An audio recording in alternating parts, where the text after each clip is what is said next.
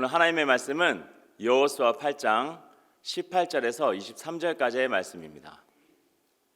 여호와께서 여호수아에게 이르시되 내 손에 잡은 단창을 들어 아이를 가리키라. 내가 이 성읍을 내 손에 넘겨주리라. 여호수아가 그의 손에 잡은 단창을 들어 그 성읍을 가리키니 그의 손을 드는 순간에 복병이 그들의 자리에서 급히 일어나 성읍으로 달려가 들어가서 점령하고 곧 성읍에 불을 놓았더라. 아이 사람이 뒤를 돌아본즉 그 성읍의 연기가 하늘에 닿은 것이 보이니 이 길로도 저 길로도 도망할 수 없이 되었고 광야로 도망하던 이스라엘 백성은 그 추격하던 자에게로 돌아섰더라. 여호수아와 온 이스라엘이 그 복병이 성읍을 점령함과 성읍의 연기가 오름을 보고 다시 돌이켜 아이 사람들을 쳐 죽이고 복병도 성읍에서 나와 그들을 치매 그들이 이스라엘 중간에 든지라. 어떤 사람들은 이쪽에서 어떤 사람들은 저쪽에서 쳐 죽여서 한 사람도 남거나 도망하지 못하게 되었고 아이 왕을 사로잡아 여호수아 왕으로 끌어왔더라. 아멘. 새해에도 하나님의 기쁨이 되시는 성도님 되시기를 바랍니다. 아직 저희 아파트 공사 중에 있습니다. 그래서 보기 흉하여서 계속 이렇게 커튼을 쳤습니다. 본문의 말씀은 드디어 여호수아가 하나님께서 주신 작전대로 군사들을 매복시키고 또 결국은 성을 함락시키고 아이성의 왕을 여호수아에게로 끌고 오는 것으로 끝을 맺고 있습니다. 그런데 하나님이 여호수아에게 주신 작전을 한번 보십시오. 여러분들은 이 작전에 대하여서 어떻게 생각하십니까? 하나님의 작전은 참 간단하였습니다. 복병을 두라는 것이었습니다. 그래서 여호수아가 아이성 뒤에 군사의 한 팀을 매복을 시킵니다. 그리고 여호수아는 주력 부대를 이끌고 아이성 건너편에 있는 계곡 위에 진을 칩니다. 그러면은 아이성 왕이 이러한 광경을 보고 공격하러 나올 것입니다. 그러면은 여호수아의 주력 부대는 지는 채 하면서 도망을 가라는 것입니다. 도망을 가면은 아이성 모든 군사들이 성 밖으로 쫓아 나올 것인데 그때 여호수아는 단창을 드는 신호를 보냅니다. 그러면은 성 뒤에 매복하여 있던 군사들이 아이성을 함락시킵니다. 불을 지릅니다. 이렇게 불난 광경을 본 아이성 군사들은 당황을 할 것입니다. 그때에 여호수아가 다시 되돌아서 반격을 합니다. 앞에서 공격을 하고 또 아이성 뒤에 매복해서 성을 불사른 그 군사들은 밖으로 다시 나와서 아이성 군사들의 뒤에서 공격합니다. 그래서 앞에서도 공격하고 뒤에서도 공격하라는 그러한 작전이었습니다. 여러분들은 이러한 작전을 보고 무엇을 느끼느냐는 그러한 말입니다. 사실 특별한 것, 별것 아닌 평범한 전술이라고 생각이 들지 않습니까? 왜냐하면은 성경에는 희한한 전술들이 참 많이 있지 않습니까? 여러분 잘 아시듯이 역대하 20장에는 찬양대를 앞세운 여호사밧이나 사무엘상 7장에 보면은 사무엘이 미스바 대회개 운동을 일으킵니다. 오로지 한 것은 기도밖에 없었습니다. 그 광경을 보고 블레셋 군사들이 또 쳐들어오지 않습니까? 그래서 계속 기도하니까 하나님이 더 급하셨던지 우레를 막 발하시고 번개치고 천둥치고 이렇게 합니다.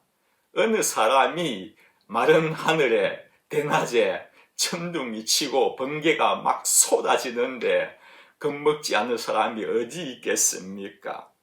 하나님의 강력한 역사에 감탄사가 절로 나오지 않습니까? 모세는 팔만 들고 있어도 아말렉에게 이긴 것은 어떻고요? 또 바로 앞에 나오는 여리고성은 어떻습니까? 이러한 것은 역사의 경험하지도 못했고 생전 처음 듣는 그러한 전술들입니다. 그런데 본문의 전술은 좀 다르다는 것입니다. 절로 감탄사가 나오는 것이 아니라 양면 공격을 하는 작전은 기발한 작전도 아니고 많이 이용되었던 작전이고, 그러다 보니 특별한 것도 별것 아니라는 생각이 저에게는 들었다는 그러한 말입니다. 그런데 우리가 여기서 꼭 알아야 하는 것은 특별한 것 아닌, 별것 아닌 평범한 전술이잖아가 아니라, 비록 그럴지라도 여호수아에게 하나님이 단창을 들어 아이를 가리키라는 하나님의 명령이 떨어졌기에 명령에 순종하는 그 모습이 우리에게 더 중요하다는 것을 가르쳐주는 말씀이라는 것입니다. 앞서 싸운 여리고성은요, 아주 튼튼히 지어진 성이고 무엇보다도 이스라엘 백성이 가나안에 들어가서 첫 번째 함락시켜야 하는 의미 있는 성이기 때문에, 아주 중요한 성이기 때문에 하나님의 말씀에 철저히 순종을 해야 하는 것이고, 아이성은 조그만 정말 보잘것없는 성으로 생각이 되어지니 적당하게 순종해도 되는 것이 아니라는 말입니다. 하나님께는 큰 성이 따로 있고 작은 성이 따로 있겠습니까? 하나님께는요, 큰 성이냐 작은 성이냐가 중요한 것이 아닙니다. 순종이냐 불순종이냐입니다. 하나님의 명령이 주어졌을 땐, 말씀이 주어졌을 때는 우리는 그 명령에 대해 가지고 쉽니 어렵니, 이 상황에 맞니 맞지 않으니 분석하고 판단하라고 주신 것이 명령이 아닙니다. 하나님의 명령은 순종하라고 주어진 것이라는 것입니다. 바로 앞에 여리고도 그렇지 않습니까? 왜 그렇게 해야 합니까? 이래서 되겠습니까? 뭐 이러한 말로 판단하고 분석하라고 주어진 것이 아닙니다. 순종하라는 것입니다. 여러분, 순종이라면은 단골 말씀 여러분 참 잘 아시지 않습니까? 사무엘과 사울의 순종이 제사보다 낫다는 이 말씀, 참 많은 설교를 들었고 잘 아는 말씀입니다. 이 말씀을 여러분은 어떻게 이해하고 계십니까? 복잡하게 생각할 것 필요 없습니다. 뭐가 무엇보다도 낫다, 그러한 설명을 주려고 사무엘이 한 것이 아니에요. 한마디로 말하면은 당신은 왕이 된 지 2년째에도 하나님의 말씀에 순종하지 않았지 않습니까? 그래서 이번만은 하나님의 말씀에 순종하라고 내가 말했지 않습니까? 이번에는 이것을 사울이 강조하고 싶었던 것일 것입니다. 하나님의 말씀의 순종은요, 이번에도 해야 하는 것이고 다음에도 해야 하는 것입니다. 18절에 여호와께서 여호수아에게 그렇게 말합니다. 내 손에 잡은 단창을 들어 아이를 가르키라. 너가 가지고 있는 단창을 들어서 저 성 아이를 가리키라. 그렇게 하나님께서 말씀을 하십니다. 그랬더니 여호수아가 단창을 들어 아이성을 가르쳤습니다. 일제히 행동 개시하여 가지고 결국은 아이성의 왕을 생포하여서 여호수아 앞에 들여옴으로 승리를 하게 됩니다. 성도 여러분, 여호수아의 승리의 원인이 무엇입니까? 아이성의 왕은요, 자신들의 앞에 도망을 가는 이스라엘 사람들만 보면서 쫓아갔습니다. 얼마나 신났겠습니까? 칼 한 번 써보지 않았는데요, 도망가는 그 모습을 보면서 쫓아가는데 얼마나 통쾌했겠습니까? 지난번에도 승리했지 않습니까? 이번에도 도망가는 그들을 보면서 추격을 하니까 얼마나 좋아했겠습니까? 아이성의 왕은요, 오로지 사람만 보면서 쫓아갔다는 그러한 것입니다. 그러나 여호수아는요, 자기의 뒤를 쫓아오는 그 사람들을 본 것이 아닙니다. 단창을 들라는 하나님의 말씀을 쫓아갔다는 것입니다. 여기에 여호수아의 참 승리의 원인이 있는 것입니다. 사람을 따라갈 것인가? 말씀 쫓아갈 것인가? 승리의 원인은요, 이것입니다. 인간을 보면서 살 것인가? 아니면 말씀 쫓아가면서 살 것인가? 시편 146편에 보면은 이렇게 기록하고 있습니다. 3절 말씀입니다. 귀인들을 의지하지 말며, 귀인이라는 것은 권력 있는 사람들입니다. 도울 힘이 없는 인생도 의지하지 말지니 하시면서 5절에 또 이렇게 기록하고 있습니다. 야곱의 하나님을 자기의 도움으로 삼으며 여호와 자기 하나님에게 자기의 소망을 두는 자는 복이 있나니, 그렇게 기록하고 있습니다. 하나님을 자기의 도움으로 삼는 자는 복이 있답니다.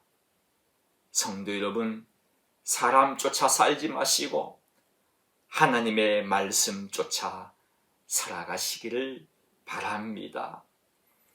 저는 이 18절 말씀을 읽으면서 마음에 그려지는 것이 한 가지가 있었습니다. 여호수아는 하나님의 말씀에 따라 단창을 들었습니다. 싸워 이겨야 할 아이성을 가르쳤습니다. 그로부터 3400년이 지난 올해에는요, 이번에는 우리 목사님이 단창이 아닌 말씀을 들고 아이성이 아닌 세상을 가리키시면서 외치셨습니다. 들어라 이스라엘아. 성도 여러분, 왜 우리가 3400년 전에 기록된 이 하나님의 말씀을 지금도 들어야 하는 것입니까? 3400년 전의 왕의 명령, 어떠한 위대한 왕의 명령일지라도 그 명령에 순종하는 사람 아무도 없습니다. 그러나 우리 하나님은요, 어제나 오늘이나 영원토록 동일하신 분이시기 때문에 그 말씀에 순종해야 하는 것입니다. 하나님의 말씀은요, 3400년이 지났다고 결코 캐캐 묵은 그러한 말씀이 아닙니다. 지금도 우리를 소생시키시고 희망을 주시고 죽어가는 자들에게 영원한 생명을 부여하는 것은 하나님 말씀 밖에 없습니다. 이 세상에 얼마나 많은 책들이 나와 있습니까? 그 책 한 권이, 아니 그 한 절이 어느 한 절도 사람을 살릴 수는 없습니다. 하나님 말씀 밖에 없습니다. 여러분, 하나님의 말씀은 하나님이 이루시는 것이 아니라 우리를 통하여 이루어지는 것이라는 것을 아십니까? 이스라엘아 들으라, 이 말씀 바로 앞에 보면은 이스라엘아 듣고 삼가 그것을 행하라, 그리하면은 내가 복을 받고 크게 번성하리라고 그렇게 기록되어 있습니다. 누가 이 말씀을 이루는 것입니까? 우리입니다. 우리가 행해야 이 말씀대로 되어지는 것이라는 말입니다. 다시 말씀드리면은 3400년이나 된 이 말씀을 캐캐 묵은 말씀으로 버려둘 것인가? 아니면 내가 순종함으로 이 말씀을 높여드릴 것인가는 우리의 몫이라는 그런 말입니다. 성도 여러분, 꼭 기억합시다. 하나님의 말씀은 우리의 순종에 의하여 빛나는 것입니다. 우리가 말씀대로 행하면 하나님의 말씀은 그만큼 더 높여드리는 것이요, 순종하지 않으면 먹칠하는 격이 될 것입니다. 말씀대로 삽시다. 말씀을 더 높여드립시다. 신앙생활 잘하여서 말씀을 더 빛나게 해야 할 것입니다. 그런데 성도님들 가운데는 지금까지 수없이 악과의 싸움에서 이기지 못하고 죄악의 늪에 빠져서 헤매던 분 계시죠? 늘 싸움에서 패한 분들 계시죠? 괜찮습니다. 여호수아도 한번 패했지 않습니까? 그러나 그는 단창을 들라는 그 주어진 말씀 따라, 주어진 말씀 따라 도망가던 그가 즉시 방향을 180도 바꾸어서 되돌아간 것 같이 우리들도 되돌아가면 됩니다. 왜입니까? 우리에게도 주어진 말씀이 있기 때문입니다. 이사야서 55장 7절 말씀입니다. 악인은 그의 길, 불의한 자는 그의 생각을 버리고 여호와께로 돌아오라. 그리하면 그가 긍휼히 여기시리라. 우리 하나님께로 돌아오라. 그가 너그럽게 용서하시리라. 올 한 해 더욱 말씀대로 살아봅시다. 끝날에는 아이성의 왕이 여호수아 앞에 끌려 나온 것 같이 우리의 원수 마귀는요, 우리의 왕 대신 하나님 앞에 분명히 끌려 나올 것입니다. 나를 그렇게도 유혹하고 죄짓게 하고요, 늪에 빠뜨리던 그 마귀도 결국은 하나님 앞에 설 날이 있을 것입니다. 얼마나 통쾌합니까? 성도 여러분, 올 한 해도 시작되었습니다. 들어라 이스라엘아, 말씀을 들읍시다.